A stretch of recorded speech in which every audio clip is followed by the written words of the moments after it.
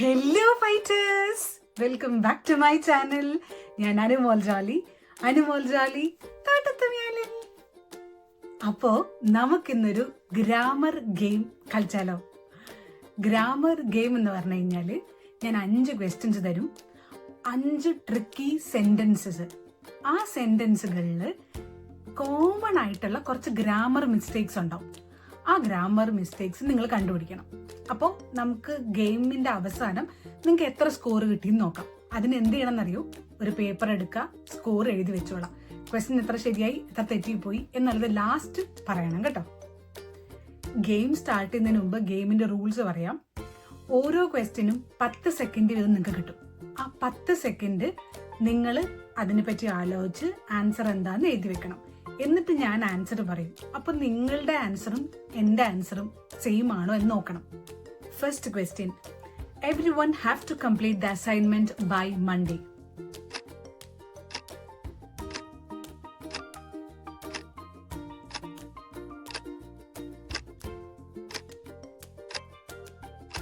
ഇവിടെ subject verb agreement ആണ് തെറ്റിപ്പോയിട്ടുള്ളത്. Correct sentence everyone has to complete the assignment by Monday ആണ്. ഇവിടെ ചിലപ്പോൾ ചെറിയ കൺഫ്യൂഷൻ ഉണ്ടാവാൻ ചാൻസ് ഉണ്ട്. everyone has ഓ everyone എന്ന് പറഞ്ഞാൽ എല്ലാവരും അല്ലേ? എല്ലാവരും എങ്ങനെയാ? എല്ലാവരും എന്ന് പറഞ്ഞാൽ കുറെ പേരില്ലേ? അങ്ങനെയൊക്കെ കൺഫ്യൂഷൻ ഉണ്ടെങ്കിൽ ഒരു കുഞ്ഞി ട്രിക്ക് ഞാൻ പറഞ്ഞുതരാം. everyone എന്ന് പറഞ്ഞാൽ ശരിയാണ്, എല്ലാവരും. ഓക്കെ, ഞാൻ നിങ്ങളോട് ചോദിക്കുവാണ്, everyone നിങ്ങൾ പറഞ്ഞു. everyone എന്ന് പറഞ്ഞാൽ ആരാ? പറ, ആരാ? everyone എന്ന് പറഞ്ഞാൽ everyone. അങ്ങനെ ഞാൻ പറഞ്ഞ പോരാ. ആരാ? പറ, ആരാ? അറിയില്ല അല്ലേ? everyone എന്ന് പറയുമ്പോൾ നമുക്ക് ഒരിക്കലും ഒരാളാണോ 2 പേരാണോ 3 പേരാണോ എന്ന് പറയാൻ പറ്റുന്നില്ല. അങ്ങനെ പറയാൻ പറ്റാത്തിടത്തോളം നമ്മൾ അതിനെ ജഡ്ജ് ചെയ്യുന്ന ശരിയല്ലല്ലോ, ശരിയല്ലേ? അപ്പൊ നമ്മൾ അതിനെ സിംഗുലർ ആയിട്ട് കണക്കാക്കുക. നമ്മൾ ഈ ലിറ്റിൽ ഒക്കെ പറയാറുണ്ടായിരുന്നില്ലേ? അൺകൗണ്ടബിൾ നൗൺസ് പറയാറില്ലേ? വെള്ളം അത് 1 ആണോ 2 ആണോ 3 ആണോ എന്ന് നമുക്ക് പറയാൻ പറ്റില്ല. അതാണ് അതിന്റെ അവസ്ഥ. അപ്പൊ നമ്മൾ അതിനെ സിംഗുലർ ആയിട്ട് എടുക്കുന്നു. അതുപോലെ everyone, എല്ലാവരും. ഈ എല്ലാവരും എന്ന് പറയുമ്പോൾ അതിനകത്ത് എത്ര പേരുണ്ട് അല്ലെങ്കിൽ ആരെയാണ് ഉദ്ദേശിക്കുന്നത് എന്ന് പറയാൻ പറ്റുന്നില്ല. അങ്ങനെ പറ്റാത്തിടത്തോളം നമ്മൾ അവരെ സിംഗിൾ ആയിട്ട് കണക്കാക്കുവാണ്. ഓക്കെ, അപ്പോ everyone, everybody ഇതൊക്കെ നമ്മൾ സിംഗുലർ ആയിട്ടാണ് കണക്കാക്കുന്നത്, ഒരാളായിട്ടാണ് കണക്കാക്കുന്നത്.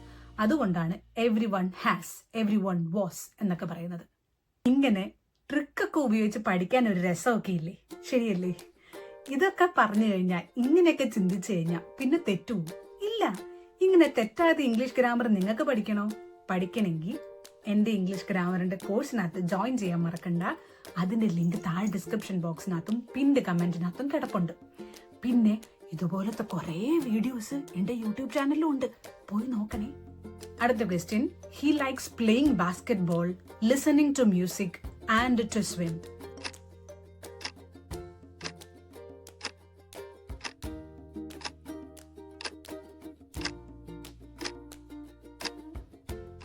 ഇവിടെ എന്താ തെറ്റെന്ന് ചോദിച്ചാൽ അറിയത്തില്ല, പക്ഷെ കേൾക്കാൻ എന്തോ പ്രശ്നമുണ്ട്.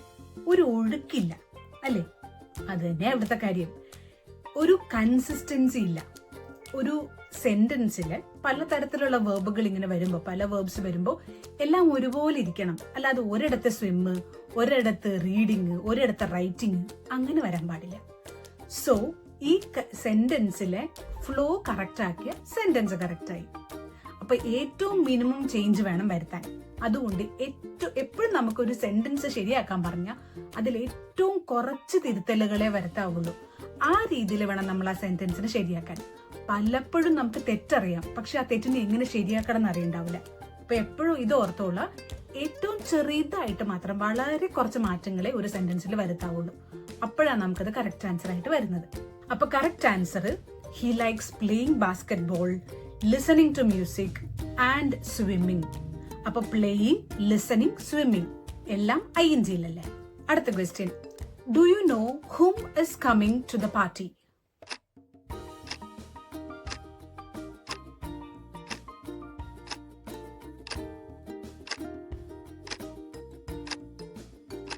ഞാൻ ആ ഹുമ്പിന് ഇച്ചിരി ബലം കൊടുത്തപ്പോഴേ നിങ്ങൾക്ക് മനസ്സിലായി കാണുമല്ലോ, ഹും ആണ് മിസ്റ്റേക്ക്.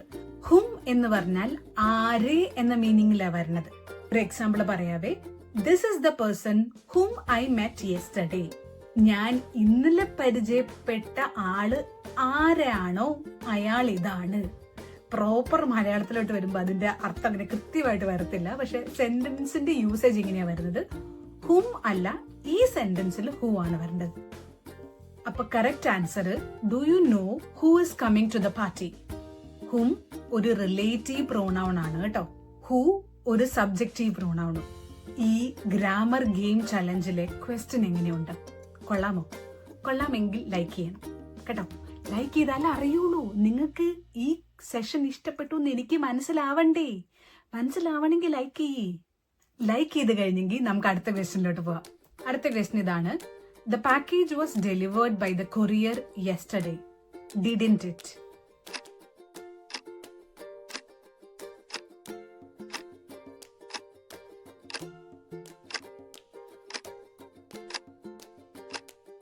ഈ സെന്റൻസിനകത്തുള്ള ക്വസ്റ്റ്യൻ ടാഗ് ആണ് തെറ്റിപ്പോയിട്ടുള്ളത്.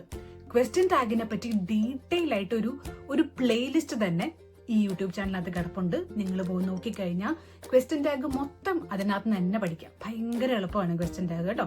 അപ്പൊ ഈ ക്വസ്റ്റ്യൻ ടാഗിനകത്ത് നമ്മൾ ശ്രദ്ധിക്കേണ്ട എന്താന്ന് വെച്ച് കഴിഞ്ഞാൽ, ക്വസ്റ്റ്യൻ ടാഗിനകത്ത് നമ്മൾ ഉപയോഗിക്കുന്ന വെർബ് ആ സെന്റൻസിനകത്തുള്ള വെർബ് തന്നെയായിരിക്കണം. ഇപ്പൊ ഈ സെന്റൻസിനകത്ത് വാസ് ഉണ്ട്. അപ്പൊ ആൻസറിനകത്തും അതായത് ക്വസ്റ്റ്യൻ ടാഗിനകത്തും വാസാ വരേണ്ടത്. ഇനി ഒരു ഓക്സിലറി വെർബും ഇല്ലെങ്കിലാണ് നമ്മൾ ഡൂവും ഡിഡും ഒക്കെ യൂസ് ചെയ്യാം. ഡൂവും ഡിഡും ഉണ്ടെങ്കിൽ യൂസ് ചെയ്യും. അതല്ല, ഒന്നും ഇല്ലെങ്കിലും നമ്മൾ ഡൂവും ഡിഡും ഒക്കെ ഉപയോഗിക്കും. അതിലൊക്കെ കൺഫ്യൂഷൻ വെക്കണ്ട. ഇതൊക്കെ ഭയങ്കര സിമ്പിൾ ആയിട്ട് ഞാൻ ആ ക്ലാസ്സിനകത്ത് എടുത്തിട്ടുണ്ട്. നിങ്ങൾ പോയി നോക്കി നോക്ക്, എന്നിട്ട് നന്നായിട്ട് പഠിക്കും. അപ്പൊ ഇവിടുത്തെ കറക്റ്റ് ആൻസർ എന്താന്ന് ചോദിച്ചു കഴിഞ്ഞാൽ, the package was delivered by the courier yesterday. Wasn't it? എന്തുകൊണ്ടാ വാസന്റ് ഇറ്റ് വന്നെന്ന് മനസ്സിലായല്ലോ. ദ പാക്കേജ് വാസ് ഡെലിവേർഡ് എന്ന സെന്റൻസിലുണ്ട്. ആ വാസിനെ എടുത്ത് പുറകോട്ടിട്ടാൽ മതി. വാസന്റ് ഇറ്റ് എന്ന് പറയണം. ഈ സെന്റൻസുമായിട്ട് ബന്ധപ്പെട്ട ഒരു ചോദ്യം ചോദിക്കട്ടെ. The package was delivered by the courier yesterday, അതാണല്ലോ സെന്റൻസ്. അപ്പൊ ഈ സെന്റൻസ് ഏത് ടെൻസ് ഫോമിലാണ് കിടക്കുന്നത്? Simple present, present continuous, present perfect, അങ്ങനെ പോകുന്ന 12 ടെൻസ് ഫോംസ് ഇല്ലേ? അതിലേതിലാണ് ഈ സെന്റൻസ് വരുന്നത്? ഇത് സിമ്പിൾ പാസ്റ്റ് ടെൻസിലാണ് വരുന്നത്. സിമ്പിൾ പാസ്റ്റ് സെന്റൻസ് ആണിത്. എങ്ങനെ മനസ്സിലായി?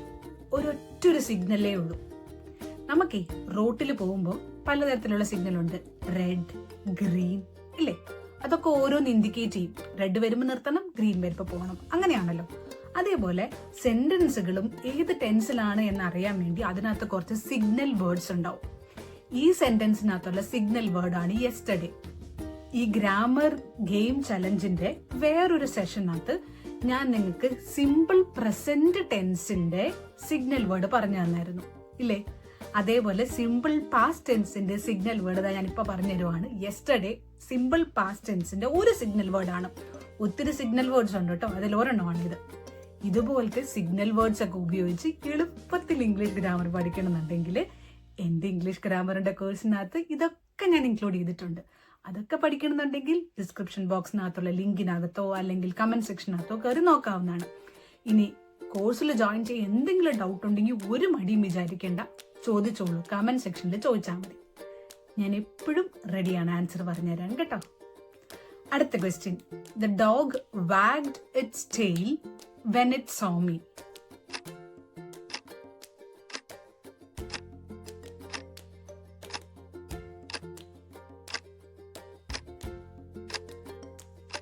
ഇവിടെയും കാണുമ്പോൾ വലിയ മിസ്റ്റേക്കുകളൊന്നും ഇല്ല. ആക്ച്വലി കാര്യമായ മിസ്റ്റേക്ക് ഒന്നും ഇല്ല. ഇതിനകത്ത് ഒരു ചെറിയ സാധനത്തിനെ, ഒരു വള്ളീനെ, ഒരു പുള്ളീനെ എടുത്ത് മാറ്റണം. ഇവിടെ ഇറ്റ്സ് എന്നാണ് കൊടുത്തിട്ടുള്ളത്. ഇറ്റ് കഴിഞ്ഞിട്ട് അപ്പോസ്ട്രോഫി കഴിഞ്ഞിട്ട് എസ്. ഇറ്റ് കഴിഞ്ഞ് അപ്പോസ്ട്രോഫി കഴിഞ്ഞ് എസ് വരുമ്പോൾ ഇറ്റ് ഈസ് എന്നതാണ് അതിന്റെ ഫുൾ ഫോം. അതൊരു ഷോർട്ട് ഫോം ആണ്. ഇറ്റ് ഈസിന്റെ ഷോർട്ട് ഫോം ആണ്. ഇനി അപ്പോസ്ട്രോഫി ഇല്ലാതെ ITS ഒരുമിച്ച് വരുവാണെങ്കിൽ അതിന്റെ എന്ന മീനിങ് ആണ്. ഈ സെന്റൻസിനകത്ത് പറയുന്നത് ഡോഗ് അതിന്റെ വാലാട്ടുന്ന കാര്യമാണ്. അപ്പോ ഡോഗ് അതിന്റെ എന്ന മീനിങ്ങിൽ വരണമെങ്കിൽ ഇറ്റ്സ് വരണം. അപ്പോസ്ട്രോഫി ഇല്ലാതെ ITS ഒരുമിച്ച് വരണം. സോ കറക്റ്റ് ആൻസർ എന്താന്ന് ചോദിച്ചു കഴിഞ്ഞാല് the dog wagged its tail when it saw me. Dog എന്നെ കണ്ടപ്പോ അതിന്റെ വാലാട്ടി എന്നാണ് പറയുന്നത്. എങ്ങനെയുണ്ട് ഇപ്രാവശ്യത്തെ ചലഞ്ചിൽ എത്ര മാർക്ക് കിട്ടി? എനിക്കും കൂടെ അറിഞ്ഞാൽ കൊള്ളാമെന്നുണ്ട്. ഒന്ന് കമന്റ് ചെയ്ത് പറയോ എത്ര സ്കോർ കിട്ടി എന്നുള്ളത്. പിന്നെ നിങ്ങൾക്ക് ഈ ഗ്രാമർ ഗെയിം ചലഞ്ച് ഇഷ്ടപ്പെടുന്നുണ്ടോ? ഇതുപോലത്തെ കുറെ ചലഞ്ചസ്, കുറെ വീഡിയോസ് ഞാൻ ആഡ് ചെയ്തിട്ടുണ്ട്. അത് നിങ്ങൾക്ക് ഇതിന്റെ പ്ലേലിസ്റ്റിൽ പോയി കഴിഞ്ഞാൽ കാണാൻ പറ്റും. അതെവിടെ ഉണ്ടാവുക? എന്റെ യൂട്യൂബ് ചാനൽ ഉണ്ടാവും. ചുമ്മാ കയറിയിട്ട്, അല്ലെങ്കിൽ യൂട്യൂബിൽ ചുമ്മാ കയറിയിട്ട് grammar game challenge by Anumol Jolly എന്ന് സെർച്ച് ചെയ്താൽ മതി. അപ്പൊ അതിനകത്ത് നിങ്ങൾക്ക് എല്ലാ വീഡിയോസും കാണാൻ പറ്റും, എല്ലാ ചലഞ്ചും ചെയ്യാനും പറ്റും. ഇനി ഫുള്ളായിട്ട് മൊത്തത്തിൽ ഇംഗ്ലീഷ് ഗ്രാമർ അരച്ച് കലക്കി പഠിക്കണമെന്നുണ്ടെങ്കിൽ, ഫുൾ അറിയണമെന്നുണ്ടെങ്കിൽ എൻ്റെ ഗ്രാമർ കോഴ്സിൽ ജോയിൻ ചെയ്യാൻ മറക്കണ്ട കേട്ടോ. ഇനി യൂട്യൂബിലുണ്ടല്ലോ ഇതുപോലത്തെ ഇഷ്ടംപോലെ വീഡിയോസ് ഉണ്ട്, ഒത്തിരി ഉണ്ട്. അതിൽ എൻ്റെ വീഡിയോസും എന്നെയും നിങ്ങൾ മിസ് ചെയ്യരുത് എന്നുണ്ടെങ്കിൽ ഇപ്പം തന്നെ സബ്സ്ക്രൈബ് ചെയ്തു. ഇപ്പം തന്നെ പറയുമ്പോൾ തന്നെ സബ്സ്ക്രൈബ് ചെയ്തു. അപ്പൊ ശരി, എന്നാ നമുക്ക് അടുത്ത ക്ലാസ്സിൽ കാണാം. Thank you so much for watching and have A great day. May God bless you all.